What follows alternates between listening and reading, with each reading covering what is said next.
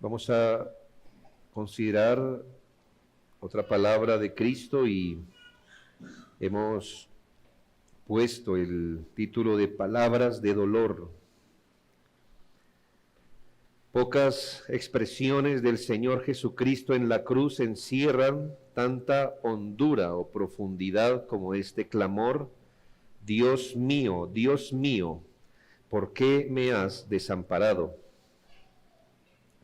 Entenderlo es un gran desafío. De hecho, nos acercamos a un misterio insondable. Sin embargo, contamos con la guía infalible de la palabra de Dios y con la luz que siempre nos debe alumbrar cuando consideramos las palabras de Cristo en la cruz, y es que éstas deben ser entendidas como una verdad redentora. Bajo la óptica de la redención debemos entender todo lo que Cristo dijo e hizo en la cruz para que no nos extraviemos al considerar estas palabras. Mateo y Marcos, inspirados por el Espíritu, las registraron con suma precisión. Con una ligera variación, ambos coinciden en mostrarnos la verdad que acontecía allí en el Calvario. Mateo, escribiendo para un público principalmente judío, reproduce la forma hebrea del Salmo 21, que es el trasfondo directo de este clamor. Elí, Elí, lama sabactani, dice el hebreo. Marcos, por su parte, conserva la forma aramea, propia de la región de Galilea donde Jesús vivió y predicó. Eloí, Eloí, lama sabactani. No hay dificultad en captar el sentido básico de las palabras. La palabra él aquí no se usa como pronombre. Él es el término hebreo para Dios. Él. Y la terminación i en hebreo o i en arameo indica posesivo. Él, Dios, y posesivo, mi Dios. La palabra lama significa ¿por qué? Y el verbo sabactani en arameo equivale al sabactani en hebreo, se traduce como me has abandonado o me has desamparado. Mi Dios, ¿por qué me has abandonado o desamparado? Pero más allá del significado literal, estas palabras nos abren la puerta a contemplar la angustia del Hijo de Dios en la cruz, quien cargaba en soledad el peso del pecado y la ira justa del Padre a fin de asegurar nuestra redención. En primera medida, quiero explicar lo que el Señor no dijo en la cruz. He explicado el sentido literal de las palabras. Aún así es imprescindible ahora dejar en claro lo que Cristo no quiso expresar con este clamor. Una lectura equivocada de este pasaje nos va a llevar a una interpretación errada que terminará oscureciendo la obra redentora que aquí se estaba consumando. Por eso, antes de adentrarnos en su significado positivo, es necesario quitar en medio algunos malos entendidos de esta palabra. Primero, estas palabras no fueron una queja ni un reclamo contra Dios. Aunque el clamor incluye un por qué, el Señor está diciendo, mi Dios, ¿por qué me has abandonado? No debemos entenderlo como un cuestionamiento, una murmuración o una inconformidad de Jesús hacia su Padre. Jesús ya había declarado en varias ocasiones que abrazaba la cruz en obediencia voluntaria y consciente. Juan 10:17, por esto me ama el Padre, porque yo pongo mi vida para volverla a tomar. Aquí no encontramos dos voluntades en conflicto, el Padre señalándole la cruz mientras el Hijo rehusándose a ir a ella. Si así fuera, las palabras ¿por qué? Serían un reclamo, un cuestionamiento, una murmuración, pero aquí no encontramos dos voluntades en conflicto. Encontramos la perfecta armonía del Hijo con el designio eterno del Padre. Este clamor de Cristo no debe ser leído como rebelión, sino como la expresión de un misterio más profundo. Segundo, ¿cómo no debemos entender estas palabras? No fue un lamento humano descontrolado. No podemos rebajar este grito de Cristo a un simple desahogo de dolor humano, semejante al que quienes en su necedad creen haber sido abandonados por Dios y se quejan diciendo, nadie ha sufrido como yo.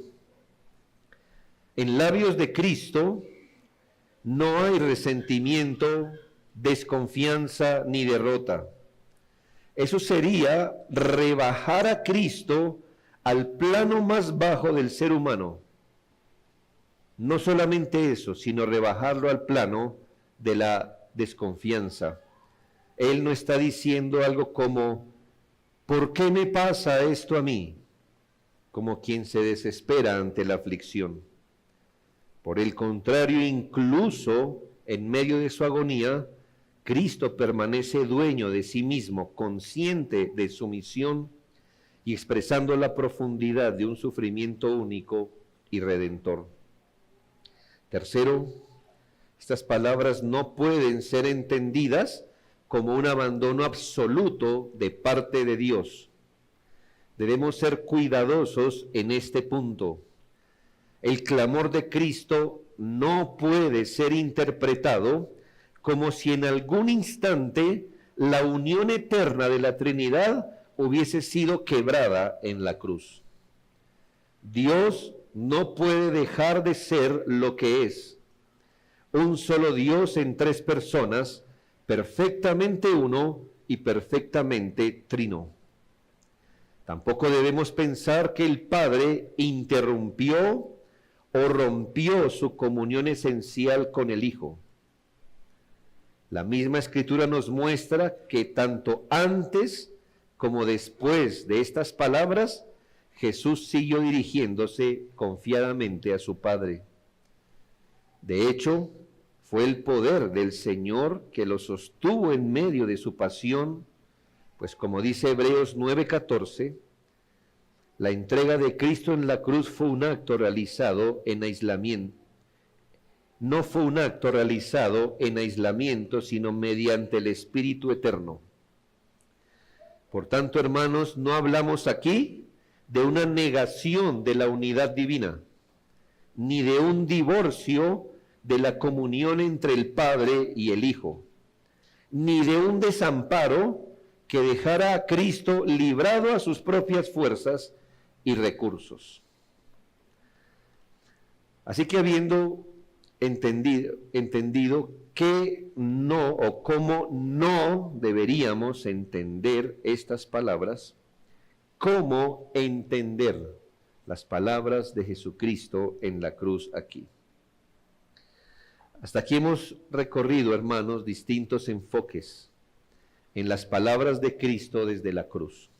Hemos visto cómo revelan su papel redentor al pedirle perdón al Padre para aquellos que en su ignorancia lo habían entregado. Hemos considerado también cómo manifiestan su oficio de Rey Salvador, al asegurarle al ladrón arrepentido que estaría con él en el paraíso. También hemos meditado en su cuidado pastoral y humano al encomendar a María y a Juan el uno al otro, mostrando que el buen pastor no deja de cuidar a los suyos ni en su hora de agonía. Ahora llegamos a otra perspectiva, al clamor más profundo que debe entenderse bajo la categoría de la sustitución penal. Y bajo este marco, hermanos, estas palabras deben ser entendidas. Si usted retira estas palabras, las que estamos viendo, Dios mío, ¿por qué me has abandonado, desamparado?, las quita de debajo de la categoría de sustitución penal, estas palabras pierden su valor y seguramente no están reflejando o no reflejarían lo que ellas reflejan y deben enseñar. Entonces aquí lo necesario es entender qué es sustitución penal. El énfasis de estas palabras de Cristo en la cruz se capta plenamente cuando recordamos el oficio que Cristo estaba ejerciendo, el de sustituto, el de vicario delante de la justicia inflexible de Dios. En ese papel de sustituto, de vicario, en ese papel fue imputado legalmente con el pecado de su pueblo. Esto significa que asumió en lugar de ellos la responsabilidad jurídica ante la santa ley de Dios. Eso es lo que se llama un fiador, un sustituto, alguien que asume la responsabilidad jurídica delante de la ley. En este caso, Jesucristo estaba asumiendo el lugar de ellos ante la santa ley de Dios. Como fiador, se presentó voluntariamente ante el tribunal divino, cargando con la culpa legal. Culpa legal, la relación que tiene el individuo con la justicia, y también con la pena judicial, la relación que tiene el individuo con el castigo que merece. Entonces, lo repito, como fiador, se presentó voluntariamente ante el tribunal divino, cargando la culpa legal y la pena judicial. Se presentó delante de la justicia de Dios para cumplir legalmente lo demandado por Dios y para asumir la pena o el castigo que le correspondía a los suyos. Él, personalmente inocente en sí mismo, fue tratado como culpable legal, pues sobre él recayó todo el peso de la ley violada y de la ira merecida. De esta manera, lo que su pueblo merecía, la muerte penal y eterna, que cuando entendemos, hermano, en este lenguaje jurídico, ¿qué es la muerte penal y eterna? En esencia es la separación de Dios, quien es el sumo bien. Así que de esta manera lo que su pueblo merecía fue lo que Cristo experimentó en la cruz. El santo soportó el abandono judicial que merecían los pecadores, para que ellos, en cambio, fueran reconciliados con el Señor. Debemos entender esto, hermanos, con toda su gravedad. La máxima pena corresponde al máximo crimen. El hombre peca contra la máxima persona, que es Dios mismo. Quebranta la máxima ley, que es la voluntad de Dios. Rechaza la máxima gracia, que es el Evangelio. ¿Qué merece, hermanos? La máxima pena, que es ser separado judicialmente y eternamente de Dios. Es que Dios en su justicia no lo apruebe y por ende lo separe eternamente de Él. Por eso los individuos merecemos vivir bajo la ira y maldición de Dios en esta vida y al morir entrar en una condenación eterna que no es más que la confirmación de su estado voluntario de alejamiento. Ya que, hermanos, hemos pecado contra la máxima persona, hemos quebrantado la máxima ley, rechazado la máxima gracia, el problema del hombre no es solo futuro.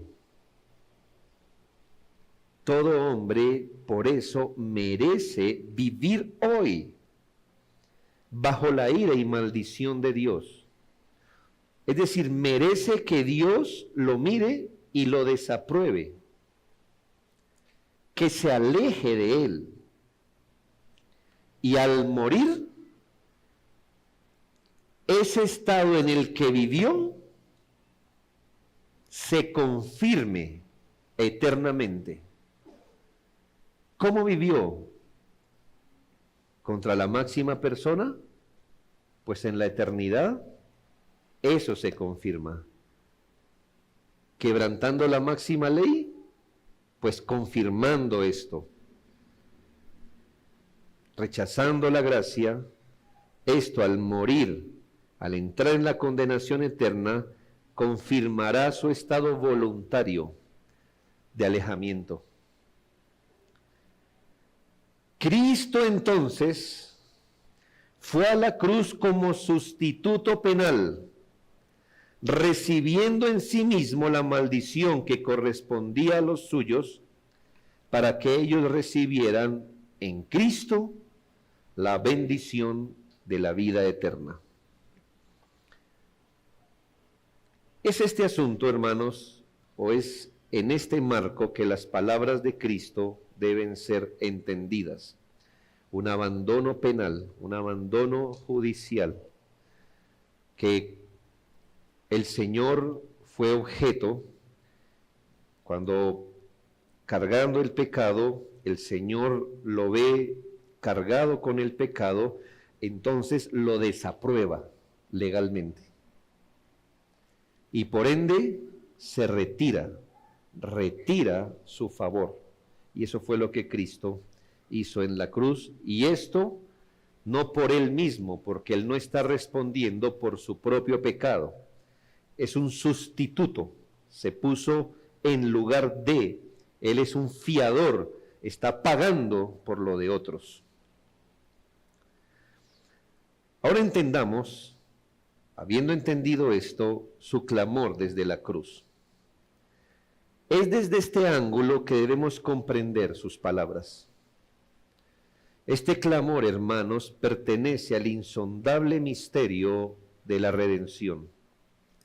El Hijo eterno y amado del Padre, verdadero Dios y verdadero hombre, en su oficio mediador, cargó sobre sí el pecado de su pueblo y en calidad de sustituto experimentó la angustia real del abandono judicial de Dios.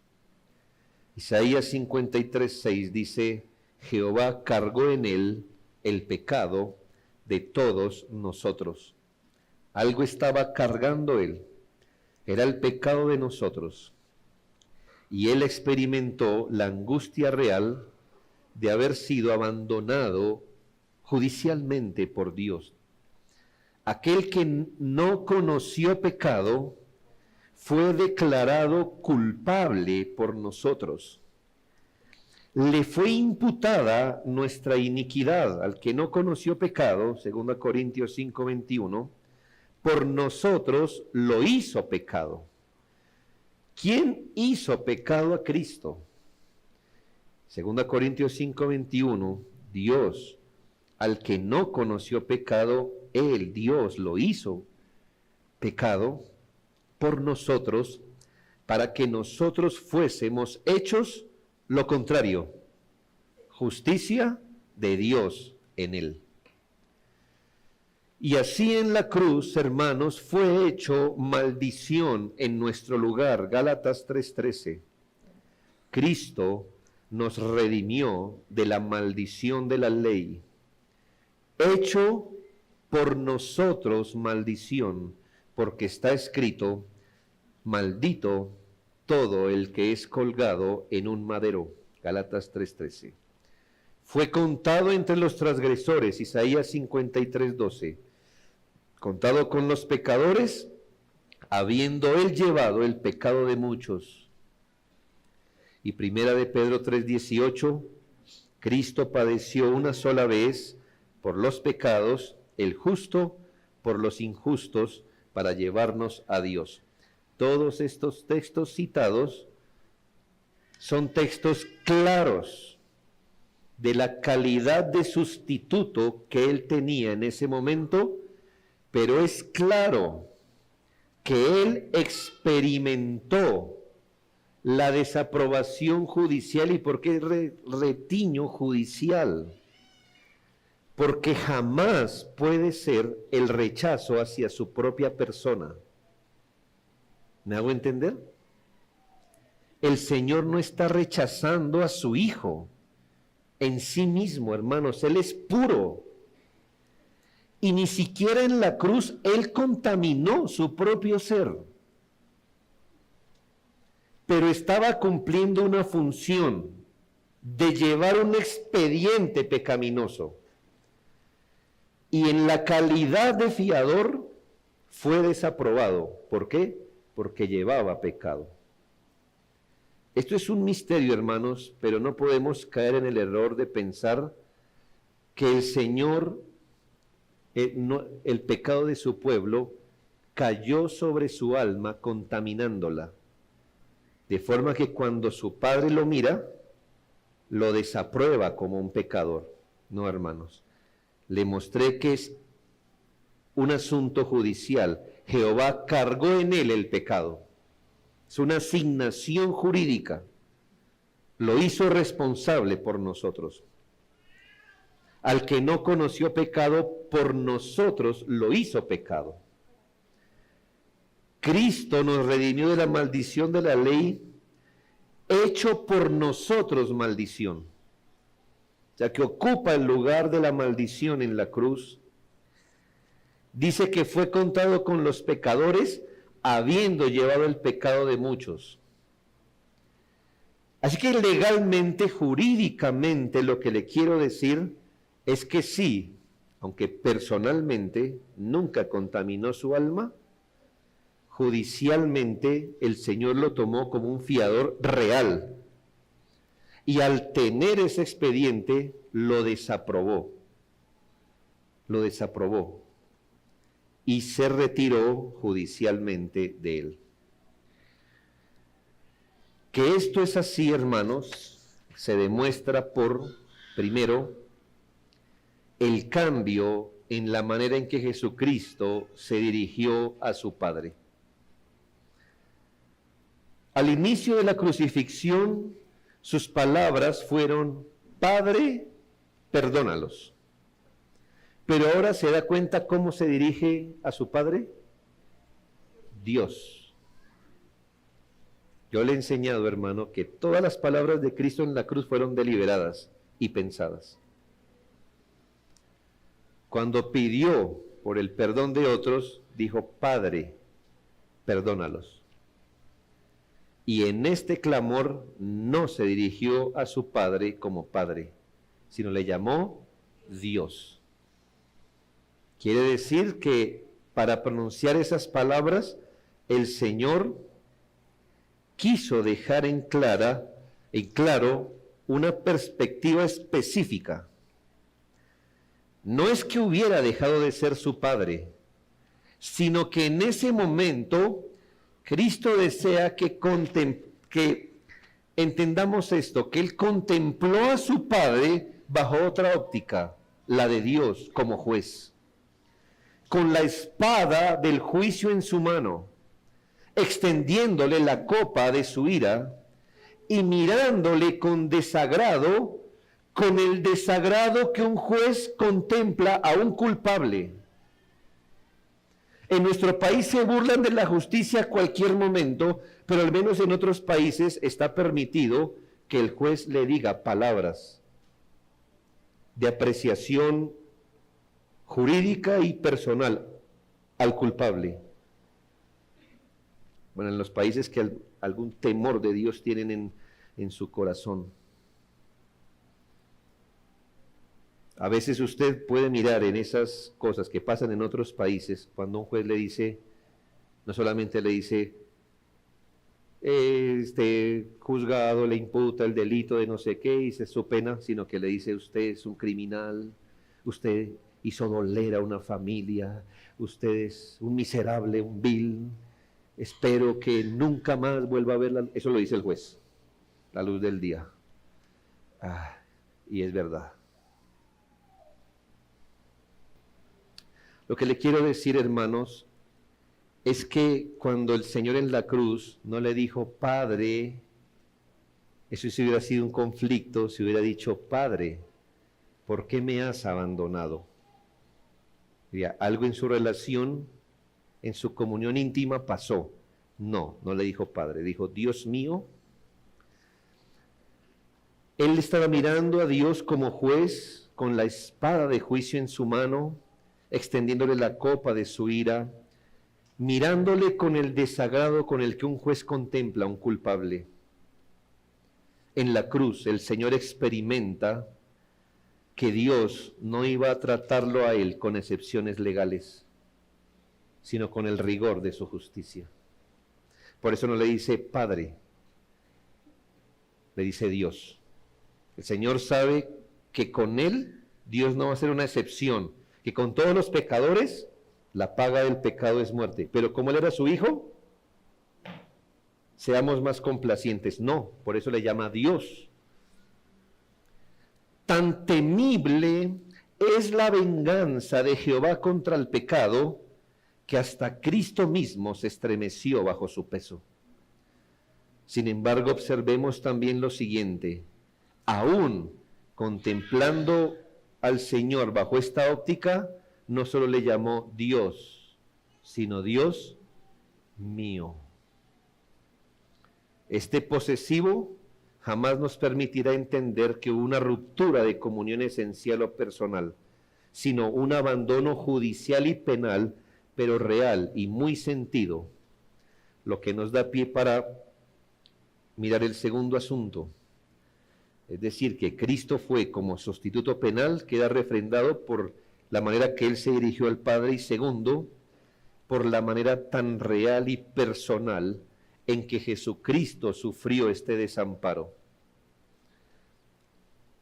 Con todo el cuidado que debemos tener para no atribuirle a Cristo lo que nunca dijo, es necesario notar que el abandono judicial fue un abandono real.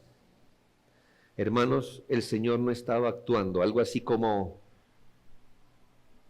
voy a decir unas palabras dramáticas, aunque sé que Dios no está irado contra mí, porque soy su hijo. Entonces, aunque cargó en mí el pecado, pues, hagamos de cuenta que Él está, para causar una impresión al público, que Él está desagradado de mí, pero yo sé en mi interior que no lo está. No, hermanos, el Señor no estaba actuando en la cruz. Que no se haya roto su comunión de hijo es una cosa, pero Él experimentó un abandono judicial real y lo sintió profundamente. El juez justo de toda la tierra entregó a su hijo a la muerte, y Él fue llevado como reo al matadero. El momento en que Cristo percibió que el rostro benevolente del Padre se tornó en rechazo por causa del pecado, hermanos, fue como si el suelo mismo se abriera bajo sus pies para tragarlo. Jamás había experimentado algo semejante, ni en las tentaciones más terribles, ni en las persecuciones más crueles. Estas no fueron palabras formales, sino el desahogo verdadero de un corazón santo y sensible que experimentó ser tratado como culpable delante de aquel a quien siempre había complacido. Estas palabras nos muestran un alma desgarrada y doliente en niveles del que conoce a Dios como nadie y por lo cual conoce el pecado como nadie. Hermanos, el Evangelio señala que desde el mediodía hasta las 3 de la tarde hubo tinieblas. Y dice que poco antes de entregar el Espíritu, el Señor pronunció estas palabras. Dice, poco antes de las 3 expresó estas palabras. Minutos después de expresar estas palabras murió. Todo indica que esta experiencia le quebró primero su alma y luego le partió el corazón, que colapsó bajo la intensidad de ese sufrimiento. Nos encontramos aquí, hermanos, en terrenos sumamente solemnes, misteriosos y santos. Él sintió profundamente el desagrado de su padre, hermanos, y sucumbió bajo eso. Estos son terrenos que nos dan luz para comprender lo que realmente ocurrió en el Calvario. Y tercero, que sus palabras deben entenderse como una expresión de sustitución penal, queda ratificado por el cumplimiento de las Escrituras. Isaías 53, 4 y 5. Y nosotros le tuvimos por azotado, por herido de Dios y abatido, mas el herido fue por nuestras rebeliones, molido por nuestros pecados, el castigo de nuestra paz fue sobre él. Versículos 6 y 7. Jehová cargó en él el pecado de todos nosotros, angustiado él y afligido. 8. Por la rebelión de mi pueblo fue herido. Versículo 10. Jehová quiso quebrantarlo, sujetándole a padecimiento. 11. Justificará mi siervo justo a muchos, y llevará las iniquidades de ellos. Versículo 12. Derramó su vida hasta la muerte y fue contado con los pecadores, habiendo él llevado el pecado de muchos. Hermanos, este es un lenguaje inequívoco de una acción penal y en sustitución por su pueblo. Bien, hermanos, ahí está la explicación de estas palabras. Siempre va a quedar en el trasfondo un asunto de misterio, hermanos, donde nuestras mentes no pueden ir más allá y sondear las profundidades mentales y psicológicas de Cristo estando allí, que solo alguien como Cristo, Dios y hombre, mediador, hijo, siervo, sustituto, fiador, pudo experimentar y por qué dijo estas palabras.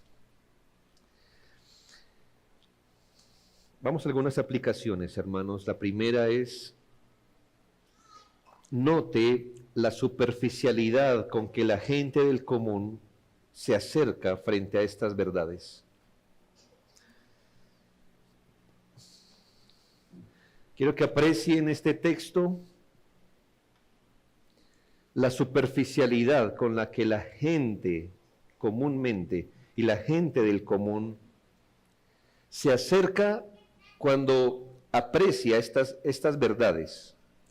Dice Mateo 27, del 47 al 49, algunos de los que estaban allí decían, al oírlo, a Elías llama este. Y al instante corriendo uno de ellos tomó una esponja y la empapó de vinagre y poniéndola en una caña le dio a beber. Pero los otros decían, deja, veamos si viene Elías a librarle. Parece que nadie dio en el punto, ¿verdad? Parece que estas palabras, su contenido, su implicación, son tan desconocidas, tan superficiales, tan ajenas a la mente del mundo, que ninguno parece que ni se acercó medianamente a entender lo que estaba pasando. Las personas que aún permanecen bajo el poder del mundo malo, que viven en la oscuridad de su mente, cuyo entendimiento está en tinieblas, miran el mismo acto que los redimidos miramos, pero están tan lejos de su verdadero significado. La manera como ellos respondieron a las palabras de Jesús es solo un caso, pero hay miles de maneras de tomar superficialmente el sacrificio de la cruz de Cristo. En verdad, hermanos y amigos, que el pecador no encuentra una compatibilidad entre su vida y Jesucristo. Realmente no la encuentra. Entre la realidad espiritual de la cruz y la dinámica de su propia vida. Por allí está uno cuya preocupación en la vida es trabajar para vivir lo mejor que pueda, para darse gusto. Un individuo así pasa, metafóricamente, frente a la cruz y no entiende lo que significa. Yo estoy en otro cuento. Yo estoy, amigo, yo trabajo, yo me esfuerzo por ser alguien. Mi motivación es cada 15 días recibir un dinero y gastarlo, quiero estrenar, Usted me viene con que Jesucristo me ha abandonado, el Padre me ha abandonado. ¿Qué es eso? ¿Qué tiene que ver eso con mi vida? ¿Cómo empata eso que pasó en la cruz con mi vida? No entiendo cómo la cruz le hable a una persona como yo, que yo estoy en mis asuntos, estoy trabajando.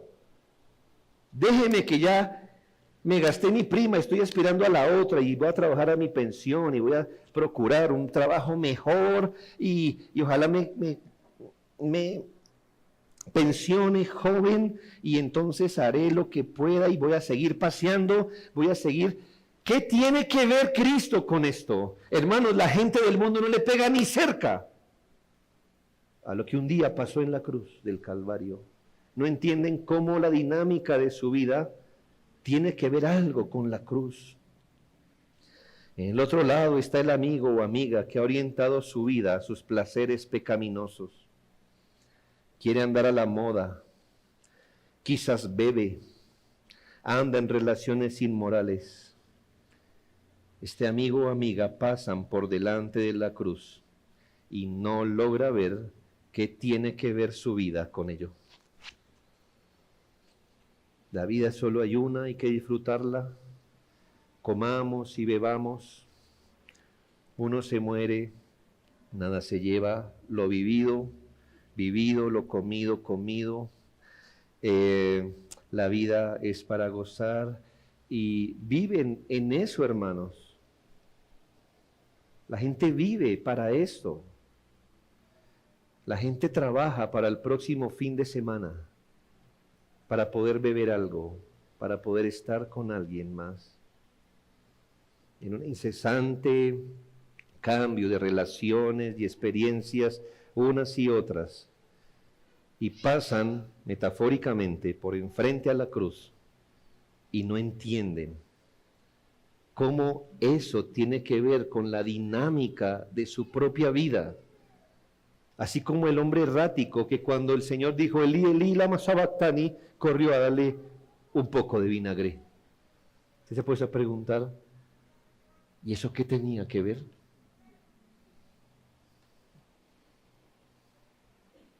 Hermanos, esa gente no supo lo que significaba esto, como hoy el mundo no lo sabe. Posiblemente aquí también está otro pecador que vive para sus logros personales, para progresar, para amontonar logros, carreras, conocimiento. Nunca sabe lo suficiente, nunca ha progresado lo suficiente. Es un gusto para él, una carta de presentación, cuántas carreras, cursos ha hecho. Y pasa inadvertido por esa cruz porque no ve cómo eso se relaciona con su vida. Aún temo decir que también aquí entre nosotros está el religioso que frente a esta escena llora, le da como el pésame a Cristo y se llena de melancolía. ninguno ha advertido que es necesario que considere bajo la superficie el estado de su vida ante Dios. Amigo, le toca ver un poquito más al fondo. Y ya que otra vez está aquí, ya que otra vez, por algún motivo que solo Dios sabe, usted dedicó un tiempo para escuchar el Evangelio, quiero pensar que es porque alguna inquietud tiene de su alma, y quisiera pensar que hay algo en su corazón que todavía le dice, mire a la cruz, y aunque usted no lo sepa, pues esta mañana le digo que es necesario que deje la superficialidad y mire por un momento bajo la superficie de su vida, de su cotidianidad, de lo que para usted es el ya y el ahora, y en lo que ha orientado su vida. Y considere, por favor, su vida delante de Dios. Que considere la condición de su alma ante la justicia y santidad de Dios. En la cruz de Cristo, usted, amigo, puede contemplar que si Dios desamparó a su propio Hijo amado, en quien tiene absoluta complacencia, cuando lo contempló con un pecado ajeno que vino a expiar, amigo, ¿qué no traerá sobre su vida al final de sus días, cuando usted se presente delante de Él con todos sus pecados que ha amado y abrazado?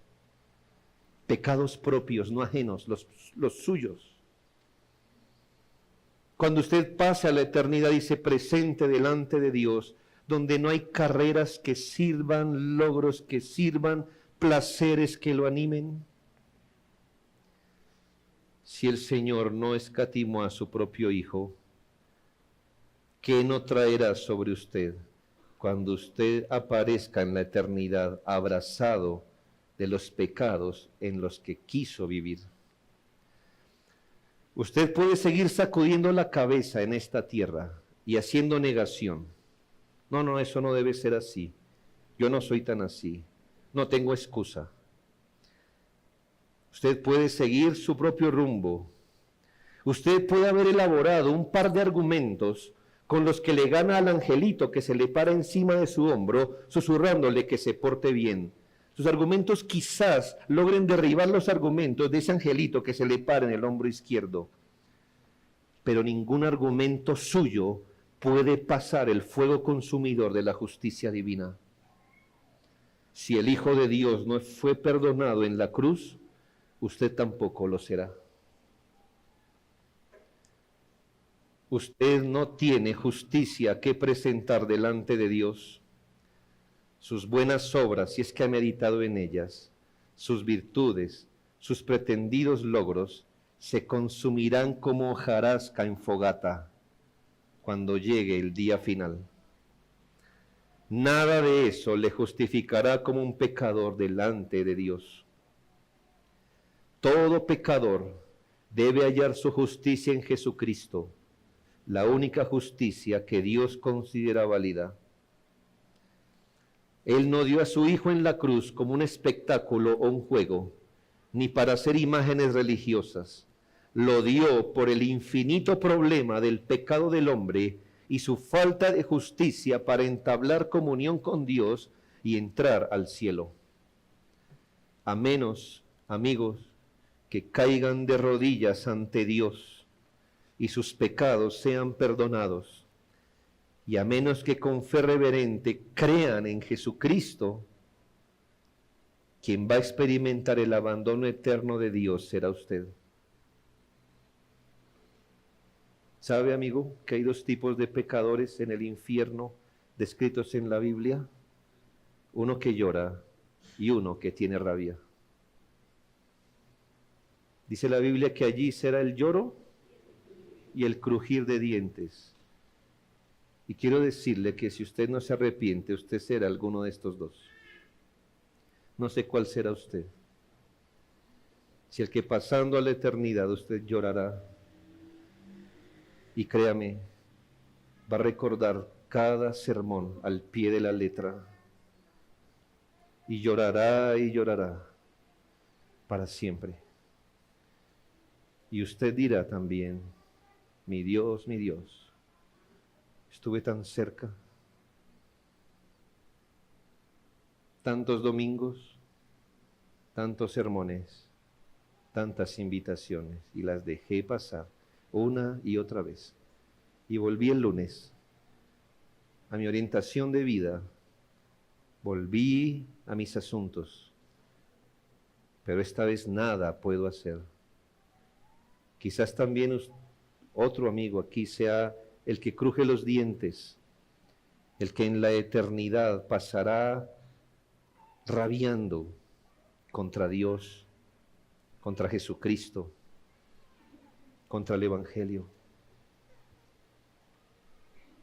Su rabia nada servirá, la rabia debió enfocarla contra sus propios pecados aquí, ahora. A menos que con fe reverente crea en Jesucristo, quien va a experimentar el abandono eterno de Dios será usted. Esta mañana que ha pasado de nuevo frente a la cruz, medite, por favor, en su vida. Lo segundo, no debe quedar ninguna duda que el Señor llevó el pecado de su pueblo sobre el madero. Esta expresión no fue una actuación, no un símbolo. En verdad, hermanos, que el Señor fue abandonado en la cruz para ganar aceptación y comunión de aquellos que componen su pueblo, mediante el arrepentimiento para con Dios y fe en Jesucristo.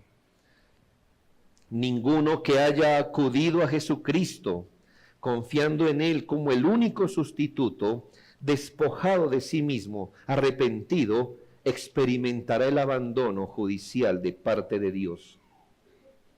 Los creyentes podemos estar seguros y por ende gozosos de que Cristo nos haya sustituido penalmente en esa cruz, sabiendo que la única justicia que Dios recibe es la de Jesucristo.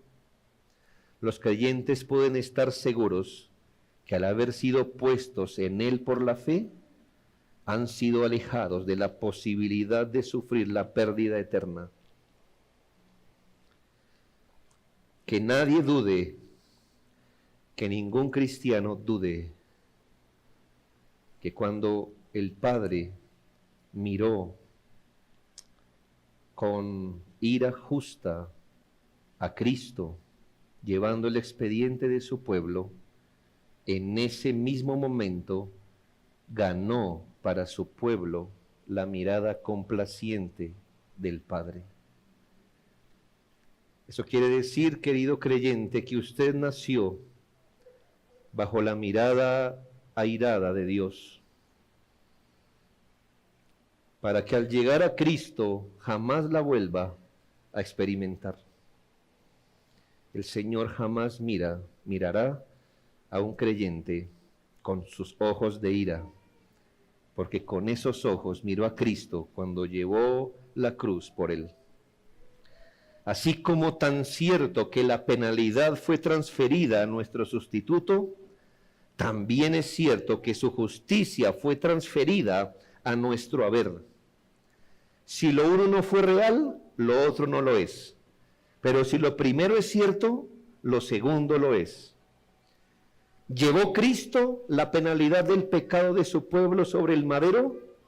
Sí. ¿Fue realmente angustiado Cristo por el abandono legal del Padre? ¿Llevó el pecado de muchos? Entonces, por ende, la justicia del justo es de ellos. Finalmente, recordemos que Jesucristo no solo es un salvador legal y penal del pecado, es un salvador de pecado, del pecado, de los pecados. Esto es, hermanos y amigos, que el Señor Jesucristo no solo perdona, sino que rescata del pecado. Ambas cosas. Es que si nos enfocamos solo en el aspecto legal, pudiéramos decir que el Señor nos perdone. Pero hermanos, el Señor no solo es un salvador legal del pecado, es un salvador del pecado, del pecado. Eso quiere decir que perdona, pero libera del pecado. Nos salva del infierno para que sigamos en el pecado. No nos salva de las consecuencias del pecado para que permanezcamos en el pecado. Él salva del pecado. Debe ser así. Y si es así, porque un hijo de la gracia que ha hallado su propósito y vida de vivir bajo esa cruz, se va a deleitar en aquello que hizo gemir de dolor a su Salvador en la cruz. Porque un redimido se va a abrazar al pecado cuando Cristo, para liberarlo de él, se abrazó a la cruz. ¿Por qué un hijo de Dios abrazaría la maldición del pecado cuando Cristo fue a la cruz, hecho maldición para librarlo de ella?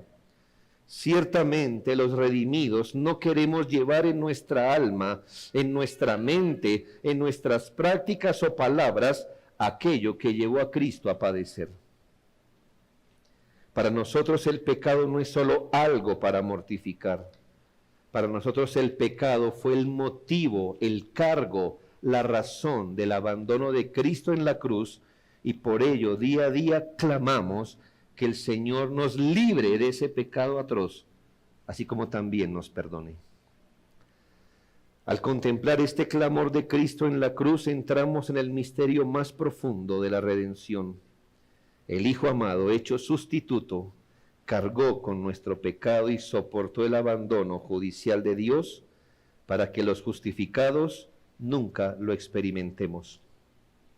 Siendo contado entre los transgresores, nos abrió el acceso a la justicia eterna, siendo hecho maldición, nos vistió de bendición, siendo abandonado, nos aseguró la comunión perpetua con el Padre.